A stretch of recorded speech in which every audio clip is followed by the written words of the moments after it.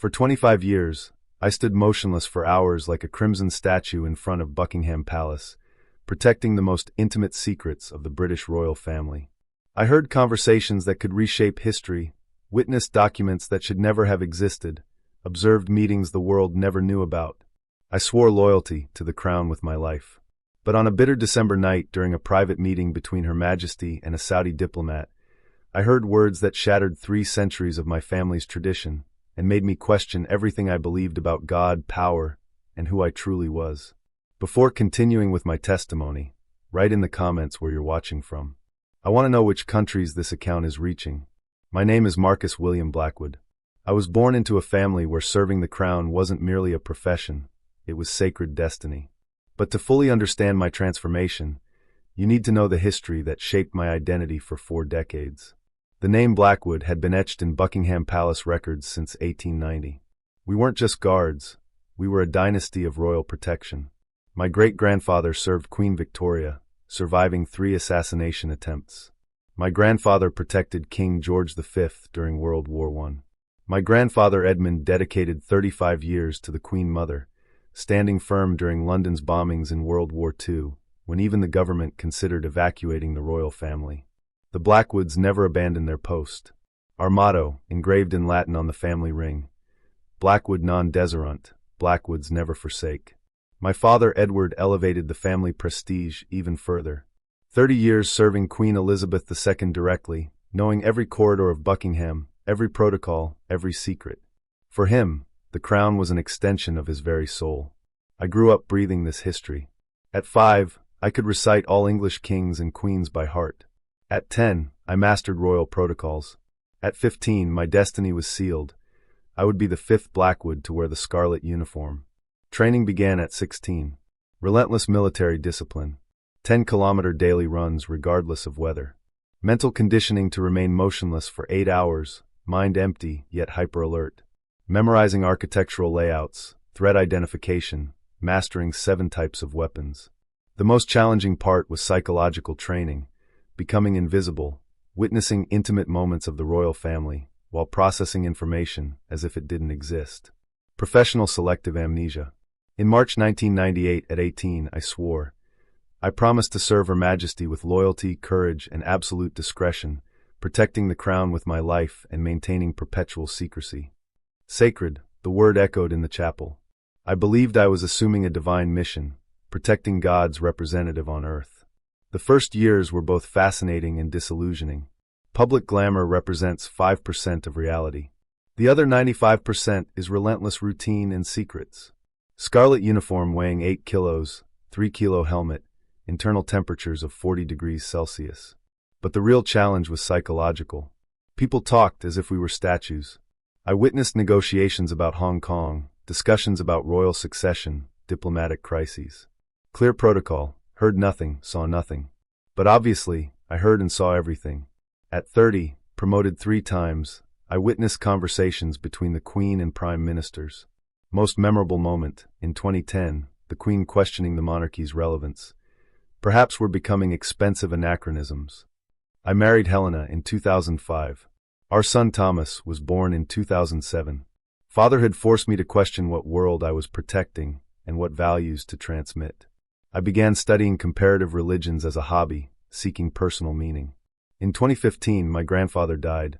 His last words, "Marcus, I serve the crown out of love for England." You serve out of tradition. Discover why you're really doing this, or you'll lose yourself along the way. They were prophetic words. For years later, I would discover exactly what he meant. December 15th, 2019. A date that would divide my life into 2 distinct parts, before and after. It was a particularly cold Monday with temperatures near 0 and persistent drizzle making service even more uncomfortable. The meeting was scheduled for 8 p.m. in Buckingham Palace's Blue Room. Her Majesty would receive Prince Mohammed bin Salman of Saudi Arabia for diplomatic discussions about strengthening commercial and cultural relations between the United Kingdom and Saudi Arabia. It was a highly sensitive meeting considering the controversies surrounding the Saudi prince, but officially focused on economic matters. I was positioned at the main entrance to the hall, a strategic location that allowed me to monitor both the corridor and the interior of the room. It was a position of absolute trust. Only guards with more than 15 years of impeccable service were assigned to meetings of this level. The first 2 hours proceeded as expected. Discussions about oil contracts, Saudi investments in British infrastructure, educational partnerships between universities of both countries. Technical conversations, numbers, economic projections, exactly the type of diplomatic meeting I had witnessed hundreds of times. But around 10:15 p.m., when I imagined the meeting was coming to an end, the conversation took a completely unexpected and transformative turn. "Your Highness," said the Queen, changing her tone to something more personal and reflective, "I must confess that I have always been fascinated by the spiritual discipline demonstrated in Islam. The structure of 5 daily prayers, the dedication during Ramadan fasting, the concept of obligatory charity as a pillar of faith. Sometimes I wonder if modern Christianity, especially in its Anglican form, has lost this intensity of structured devotion." I felt as if the ground had disappeared beneath my feet. The Queen of England, Supreme Governor of the Church of England, defender of the faith, expressing public admiration for Islamic practices. In 21 years of service, I had never witnessed anything remotely similar.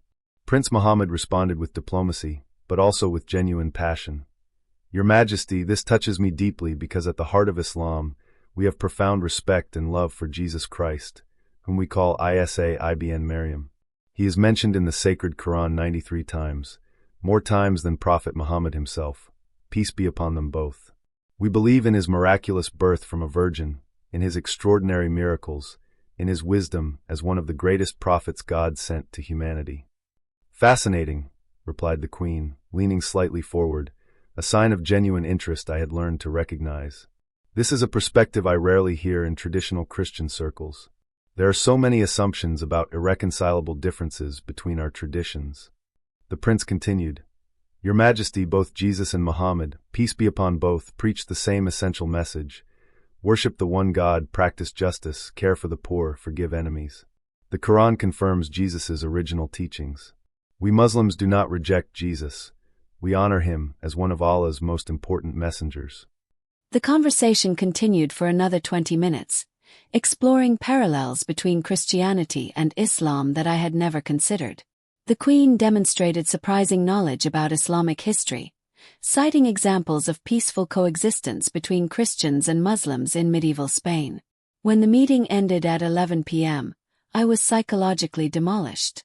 Everything on which I had based my religious and professional identity had been questioned in a single conversation. If the Queen herself recognized points of convergence between Christianity and Islam, if Jesus was respected in the Quran, if the two religions shared fundamental values, then what did I really know about my own faith? That night, lying in bed next to Helena, I couldn't close my eyes. The seed of questioning had been planted, and I knew instinctively that it would grow to completely transform my understanding of God, truth, and life's purpose. The days following that conversation were torturous. I tried to continue my normal routine, service, family, Anglican church on Sundays. But mentally I was completely disturbed. The words I had heard echoed constantly in my mind. Jesus in the Quran 93 times. How was this possible? My first research was discreet and almost embarrassed. During a Wednesday break, I went to a cafe with Wi-Fi far from central London and typed into Google, "Jesus Islam Quran." The results shocked me. I discovered that Jesus, Isa in Arabic, is mentioned by name in the Quran 25 times, but references to him and his story appear in dozens of other passages, totaling the 93 mentions the prince had cited. More impressive, there was an entire chapter dedicated to Mary, Maryam, Jesus' mother. And the Quran confirmed the virgin birth, miracles, and divine wisdom of Christ. But I also discovered fundamental differences. The Quran rejected Jesus' divinity, presenting him as a human prophet, not as God incarnate. This difference initially disturbed me, but also awakened intellectual curiosity. What if Jesus really never claimed to be God? What if this interpretation was a later construction of the Church? I began studying the New Testament with critical eyes for the first time in my life. I looked for passages where Jesus explicitly claimed to be God. Surprisingly, I found more passages where he denied this divinity or redirected it to the Father. Why do you call me good? No one is good except God alone. Mark 10:18. The Father is greater than I. John 14:28. This biblical investigation led me to question other fundamental Christian doctrines. The Trinity was not explicitly mentioned in the Bible. The concept of original sin did not appear in Jesus' direct teachings. Many modern Christian practices seem to diverge significantly from the simple message Jesus had preached. Worship God, love your neighbor, practice justice. During this period of intense questioning, I began observing my own religious practice. I went to church out of habit, not conviction. I recited memorized prayers without reflection. My faith was more cultural and familial than spiritual and personal. For the first time in 39 years, I admitted to myself that perhaps I wasn't really Christian, just someone born into a Christian family. In January 2020, I made a risky decision. I bought my first book about Islam, not in London where I could be recognized, but during a work trip to Manchester. I chose Islam, Religion of Peace by an American convert author, paying in cash as if I were acquiring prohibited material. I read the entire book in 3 nights, hidden in my small quarters room after service. Each chapter destroyed a prejudice I didn't even know I possessed. I discovered that Islam literally means submission to God, exactly what Jesus had preached. That Muslim means one who submits, again, aligned with Christ's teachings about humility and obedience to the Father. Even more impactful, I discovered that the Quran preserved Jesus' teachings that seemed more authentic than their modern Christian versions. The emphasis on constant prayer, spiritual fasting, obligatory charity, simplicity of life, all this was central in Islam and apparently central to Jesus' original message. I bought more books, biographies of Prophet Muhammad, comparisons between Christianity and Islam, testimonies of converts. Each reading deepened my conviction that I had spent 4 decades following a distorted version of the teachings I claimed to defend. The irony was devastating. Being a royal guard, official protector of the Anglican faith, I was discovering that my true faith might be in another tradition entirely. During this period, I made a family discovery that shocked me deeply. Reviewing old documents in the family archive, I found the diary of my ancestor, Marcus Blackwood, who had participated in the Crusades in the 12th century. Contrary to the heroic stories I grew up hearing, his writings revealed profound doubts about killing in Christ's name. One passage particularly marked me. How can I spill Muslim blood when they worship the same God that Jesus worshipped? Their prayers are more devout than ours, their spiritual discipline more rigorous, their charity more genuine. We are killing people who practice Christ's teachings better than we ourselves do. 7 centuries later, another Marcus Blackwood was making similar questionings. Family history had come full circle, but this time without violence, just in search for spiritual truth. March 2020 brought the COVID-19 pandemic, and with it a period of isolation that dramatically intensified my spiritual crisis. Security protocols were intensified, but paradoxically there were fewer high-level meetings to monitor. This gave me more time for reflection. Too much time, perhaps. During lockdowns, when Helena and Thomas stayed home, I took advantage of my breaks for secret visits to London mosques. Not to pray, I wasn't ready for that yet, but to observe, listen, try to understand the spiritual dynamic that attracted me so intellectually. The first time I entered a mosque was terrifying. London Central Mosque in Regent's Park. I removed my shoes, covered my head with a borrowed scarf, sat in the back during Friday prayer. I didn't understand Arabic, but the spiritual energy was palpable. Men of all ages and nationalities prostrated in unison, whispering supplications in an ancient language, completely absorbed in connection with the divine. It was exactly the type of structured devotion the Queen had admired in that conversation that changed my life. I began making secret spiritual experiments. I tried praying 5 times a day using Christian prayers adapted to Islamic schedules. I fasted for several days. Not officially during Ramadan, but experimenting with spiritual discipline. I read New Testament passages, comparing them with similar versions in the Quran. The conclusion was inevitable. Islam seemed to preserve Jesus's original message more authentically than modern Christianity itself. But recognizing this truth intellectually was one thing. Acting based on it would be completely different. Ramadan 2020 almost killed me. Literally. I decided to fast in secret while maintaining my complete Royal Guard routine. It was an insane decision in retrospect, but spiritually necessary. 6 hours standing completely motionless under the 8-kilo scarlet uniform with London May temperatures reaching 25 degrees, without a drop of water or crumb of food from dawn to sunset. My body was being tested beyond all limits. During the second week I began fainting, not completely. I learned to regain consciousness before falling through breathing techniques I had developed in 2 decades of service, but I was visibly debilitated. "Blackwood, are you all right?" asked my sergeant, David Harrison, after seeing me waver during a particularly long shift. "You look like you've lost 5 kilos in 2 weeks. Just a new diet, Sergeant." I lied, feeling guilty about deceiving a man who had trusted me for 15 years. "Diet? You were always thin. What kind of diet is this?" I invented something about carbohydrate restrictions, but Harrison wasn't convinced. During the rest of Ramadan, I noticed I was being watched more closely. Other guards made comments about my appearance. I began to fear they would discover what was really happening. Meanwhile, the spiritual experiences during fasting were transformative. The physical discipline created a mental clarity I had never experienced. During the long motionless hours, my mind deepened in reflections about God, purpose, meaning of existence. I was literally fasting my old identity to make room for a new one. Mental prayers became constant. "Allah, if you exist, if Jesus was really your prophet, show me the way." Desperate supplications from a man trying to reconcile decades of conditioning with emerging spiritual truths. By the end of Ramadan, I had lost 8 kilos, but gained an unshakable conviction. Islam was not just intellectually convincing. It was spiritually transformative. July 3, 2020. Another date indelibly marked in my memory.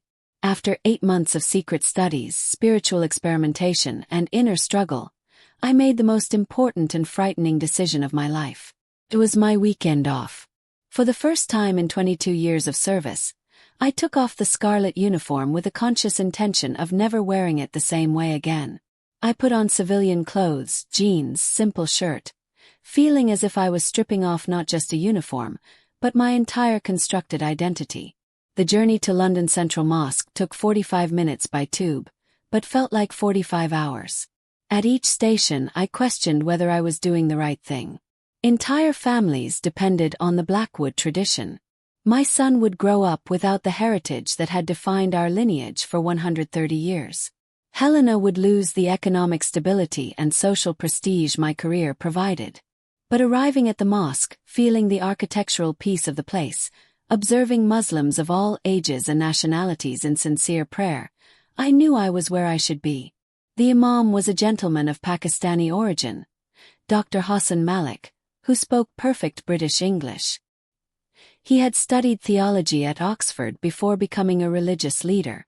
I explained my situation carefully, identifying myself only as a British government employee going through a profound spiritual crisis. "My brother," he said with a warm smile, "truth knows no national, social, or family boundaries. Allah guides whom He wills, when He wills, in the way He wills." For 2 hours we talked about Jesus and Islam, about Muhammad as the restorer of Christ's original message, about the absolute unity of God. Every question I asked found answers that had eluded decades of Christian education. Finally, at 4:30 p.m. that sunny afternoon, I pronounced the words that changed my life forever. Ashhadu an la ilaha illa Allah, wa ashhadu anna Muhammadan Rasul Allah. I bear witness that there is no God but Allah, and I bear witness that Muhammad is His messenger. The words came out of my mouth like a confession that had been stuck in my throat for months. I felt an indescribable emotional release, as if 39 years of spiritual confusion had finally found clarity and purpose. In that moment, Marcus Blackwood, 4th-generation Royal Guard, died spiritually, and Ibrahim Blackwood, 1st-generation Muslim of the family, was born. I cried as I hadn't cried since my grandfather's death. Not tears of sadness, but of profound relief, as if I had spent decades searching for my true home and had finally found it. Dr. Malik embraced me fraternally. "Welcome to the family, Brother Ibrahim. Now the hardest part begins. Living this truth in the world you left behind." He didn't know how prophetic his words were. Monday, July 6, 2020. Returning to work after conversion was a surreal and torturous experience. Putting on the scarlet uniform again, making the morning oath of loyalty to the crown, positioning myself motionless for hours, protecting a Christian institution, all while my heart had completely submitted to Allah. The contradiction was unbearable. For 3 weeks, I tried to maintain the charade, but each day became more impossible. Making mental prayers during service, discreetly avoiding alcohol at mandatory social events, inventing excuses not to participate in Anglican services. I was living a professional lie that contradicted my deepest spiritual truth. The hypocrisy was eating me up inside. How could I protect an institution based on a faith I had abandoned? How could I swear daily loyalty to the defender of the faith when my faith had completely changed? How could I maintain secrecy about state secrets when I was keeping an even greater personal secret? The breaking point came during an official ceremony on July 25. It was a minor royal family member's birthday with mandatory mass at the royal chapel. All guards were supposed to participate, singing Christian hymns and reciting the Apostles' Creed. When the moment came to declare, "I believe in Jesus Christ, Son of God and true man," the words simply wouldn't come out of my mouth. I physically couldn't pronounce them. I was there, surrounded by colleagues who trusted me, pretending a faith I had abandoned weeks earlier. That night, I made the decision I knew had been inevitable since the moment of my conversion. The next day, July 27, 2020, I requested an urgent meeting with my commander, Colonel James Whitfield. He was a man who had known me for 15 years, who had supervised my rise through the ranks, who trusted me like a son. The conversation would be the most difficult of my career. "Sir, I need to submit my immediate resignation from active service."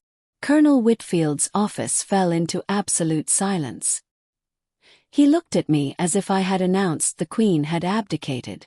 For almost a minute we just stared at each other, me determined, him completely perplexed.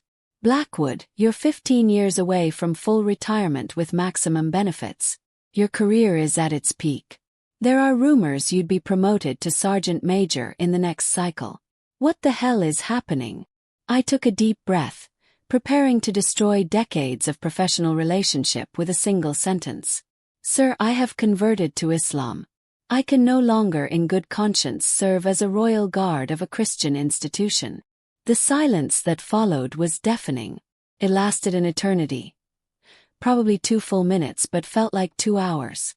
I saw shock, confusion, perhaps even betrayal in the eyes of a man who deeply respected me. "Blackwood." His voice came out almost in a whisper. "Your family has served the crown for 4 generations. 130 years of impeccable tradition. The Blackwood name is etched in Buckingham Palace history. Are you absolutely certain of what you're saying?" "Yes, sir. My loyalty now is to Allah.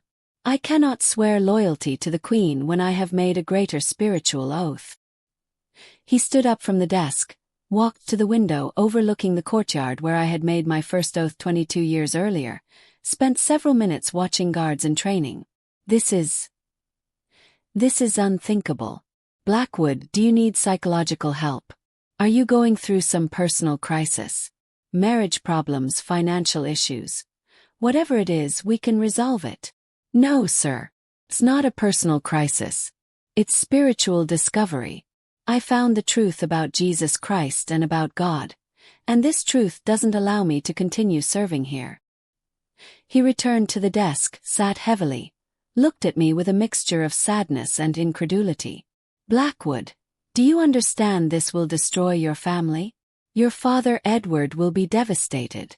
Your son will grow up without the heritage that has defined the Blackwoods for over a century. Are you prepared for these consequences?" I knew he was right, and this awareness was killing me inside. But I also knew that living a lie would be worse for me, for my family, and for the very institution I had served loyally. Sir, I'd rather disappoint my family by being honest than honor my family by being hypocritical. Those were the last official words I exchanged with Colonel Whitfield. 2 weeks later, my resignation was processed discreetly, without fanfare, without ceremony. 22 years of impeccable service ended with a simple signature on administrative documents. But the worst was yet to come. The conversation with my father was the most painful experience of my adult life. 2 weeks after officially leaving the Royal Guard, I drove to the family home in Hampshire, the same property where I had grown up surrounded by photos of Royal Guards, military honor medals, and glorious stories of service to the Crown. Edward Blackwood, at 74, still maintained the rigid military posture that had characterized him during 3 decades of service. Retired for 5 years, he dedicated his time to writing memoirs about his career and organizing the family historical archive. He knew something was gravely wrong since I had requested resignation for personal reasons. Marcus, sit down. Let's talk man-to-man about what you've done with your career. Dad, first of all, I want you to know that I love and deeply respect you. Everything good I learned from you and grandfather. Then explain to me how you threw away 130 years of family tradition. I took a deep breath, preparing to break the heart of a man who had dedicated his entire life to the institution I had just abandoned. Dad, I converted to Islam. I could no longer serve the Crown as a Muslim. What followed was worse than any nightmare I had imagined. My father remained completely motionless for 5 minutes. 5 minutes of absolute silence, during which I watched decades of family pride crumble before my eyes. When he finally spoke, his voice was loaded with a pain I had never heard before. You destroyed 130 years of family honor.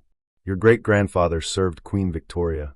Your grandfather faced the trenches of France protecting King George V. Your grandfather saved the Queen Mother's life during London's bombing. I dedicated 30 years of my life to Queen Elizabeth II. And you throw all this away for this religion. Dad, I didn't throw anything away. I found the truth about Jesus Christ. Islam honors Jesus as a prophet. I didn't abandon Jesus. I found him in a purer way. Truth. He stood up abruptly, walking to the wall where 4 generations of official Blackwood service photographs hung.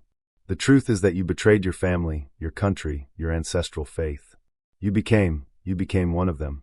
The word them came from his mouth loaded with decades of prejudice, fear, and misunderstanding cultivated by generations of British military service. Dad, Muslims worship the same God that Jesus worshipped. Jesus is in the Quran. Mary, his mother, is venerated in Islam. I didn't become an enemy. I found the truth that Jesus brought. I don't want to hear these blasphemies in my house, he shouted, for the first time in his life, completely losing the military composure that defined him. You have shamed the Blackwood name. You destroyed everything 4 generations fought and died for. Dad, please try to understand. Understand? Understand that my son became a traitor? That he chose the religion of England's enemies? What enemies, Dad? Muslims are not our enemies. This us versus them mentality is exactly the problem. Get out of my house. I never want to see you again. Those were the last words my father ever spoke to me. Edward Blackwood died 2 years later in March 2022. Victim of cardiac complications, without ever having forgiven me. I wasn't invited to the funeral. My name was omitted from the official obituary of the Blackwood family. Marcus had died in July 2020. The pain of this family rejection was indescribable. Losing not just my father, but the entire emotional support structure that had defined my identity for 4 decades. My mother Margaret still talked to me occasionally, but always with deep sadness in her eyes. My 2 younger brothers, both following military careers, treated me like a stranger, polite when necessary, but distant and distrustful. The price of spiritual truth had been devastatingly high. The first years after my conversion and resignation were the most challenging of my adult life. Losing simultaneously career, military retirement, social prestige, and nuclear family is a devastation few experience and live to tell about. Financially, the situation was critical. 22 years of service entitled me to a partial pension, but insufficient to maintain the standard of living Helena and Thomas were accustomed to. I needed to find a new job at 40 without significant civilian qualifications beyond my security experience. Helena, my wife, reacted with a mixture of shock, anger, and gradual acceptance. Initially, she accused me of having lost my sanity and considered divorce. But after weeks of long, honest conversations where I explained my spiritual journey in detail, she reached a surprising decision. Marcus, or Ibrahim, as you want to be called now, I don't understand your new faith and probably never will completely, but I've known you for 15 years. I know when you're being sincere and when you're lying. And I've never seen you as much at peace with yourself as now, despite all the chaos around us. Helena never converted to Islam, but developed deep respect for the spiritual discipline she saw in me. She began doing her own research about the religion, not with intention of conversion, but to better understand the man she had chosen to build a life with. Thomas, our son, then 13, had the most natural and healthy reaction of all. To him, I remained simply Dad, just with different practices. He began asking genuine questions about Islam, comparing it with Christianity learned at school. Gradually, he expressed interest in learning more about his father's faith. In 2021, Thomas made his own Shahada, Islamic declaration of faith. Not from family pressure, but through personal conviction developed over a year of independent study. Watching my son consciously choose Islam was one of life's most rewarding experiences, validation that my decision was correct not just for me, but for future generations. Professionally, the transition was gradual but successful. My high-level security experience, though not directly applicable in private sector, demonstrated valuable competencies: risk analysis, crisis management, absolute confidentiality, leadership under pressure. I began working for a corporate security firm, advising multinational executives on personal protection. It was well-paid work, but lacked the transcendent purpose I'd found in the Royal Guard. Gradually, I specialized in security consultancy for religious organizations, initially Christian, then expanding to other traditions. The irony was beautiful. After 22 years protecting a Christian institution, I now used that expertise to protect Muslim communities increasingly vulnerable to Islamophobic attacks. In 2023, 3 years after conversion, I received an invitation that would again change my life's direction. Dr. Hassan Malik, the imam who guided my conversion, proposed I develop a community security program for mosques throughout England. "Brother Ibrahim," he said after Friday prayers, "Allah brought you to Islam through a unique path. Your experience protecting institutions can now serve to protect our community. This isn't coincidence, it's divine purpose." The project began modestly: security assessments for 3 London mosques, basic emergency protocol recommendations, volunteer training, but it expanded rapidly as demand grew. By 2024, I developed a national Muslim community security program, working with over 50 mosques across England. The work included not just physical security, but civil rights education, mediation with local authorities, and bridge building with other religious communities. Most rewarding was training young Muslims in de-escalation and community protection techniques. Many were immigrants' children, born in England but feeling vulnerable due to growing Islamophobia. Teaching them they could protect their families and communities using knowledge gained protecting the royal family created a perfect circle of purpose. Today, at 47, I look back with gratitude and melancholy. I'm Ibrahim Blackwood. I work as National Director of Community Security for Islamic organizations, earning far less than I would have in the Royal Guard, but sleeping peacefully every night. The inner peace I found is indescribable. 5 daily prayers create spiritual structure, organizing my entire existence. Ramadan fasting, which nearly killed me in that first secret attempt, is now an annual spiritual renewal period I eagerly anticipate. Thomas, now 18, grew up bilingual in English and Arabic, bicultural between British and Islamic traditions. He plans to study international relations, focusing on the Middle East, wanting to build bridges between civilizations many see as inevitably conflicting. The family loss remains painful. My father's death without reconciliation is a wound that will never fully heal. But I learned that true family loyalty sometimes requires breaking toxic traditions to create healthier legacies. If this story impacted you, I encourage reflection on your own traditions and inherited beliefs. Genuine spiritual transformation is never easy, but the benefits, inner peace, authenticity, transcendent purpose, make every sacrifice worthwhile. The journey continues. Truth always prevails. Allah guides those who sincerely seek guidance. Peace be upon you all.